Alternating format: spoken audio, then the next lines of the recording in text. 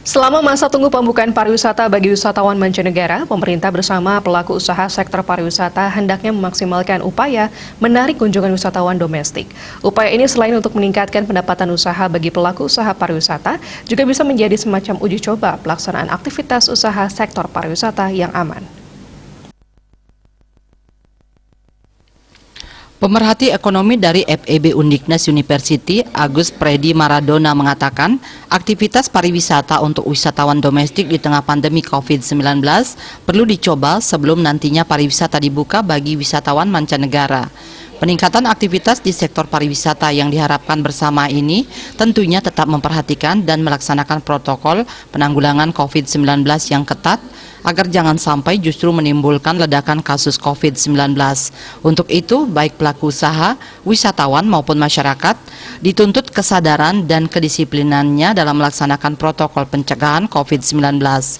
Seperti diketahui, saat pelaksanaan PPKM di Bali level 3, beberapa objek wisata di Pulau Dewata telah uji coba dibuka untuk umum dan wisatawan domestik Wisdom. Uji coba pembukaan objek wisata di Bali dengan menerapkan protokol kesehatan ketat dengan aplikasi Peduli Lindungi.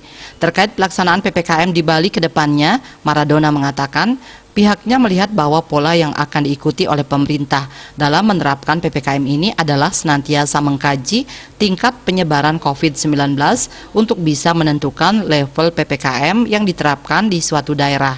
Misalnya saat ini Bali sudah mengalami penurunan level PPKM dari level 4 ke level 3. Maka ke depan apabila indikator-indikatornya telah dipenuhi, maka PPKM di Bali besar kemungkinan akan diturunkan ke level 2 dan seterusnya hingga bisa ke level 1. Mengingat PPKM ini akan terus bersama seperti halnya COVID-19 sebagaimana disampaikan Presiden Jokowi, maka peta jalan pelaksanaan PPKM ini menjadi kunci utama untuk memastikan agar pelaksanaan PPKM bisa menanggulangi penyebaran COVID-19 dan juga tetap memberikan kesempatan bagi pelaku usaha untuk melaksanakan aktivitas usahanya, bagi masyarakat untuk tetap bisa memperoleh penghasilan, dan bagi perekonomian untuk pulih dari keterpurukan akibat pandemi. Swardike Bisnis Bali melaporkan.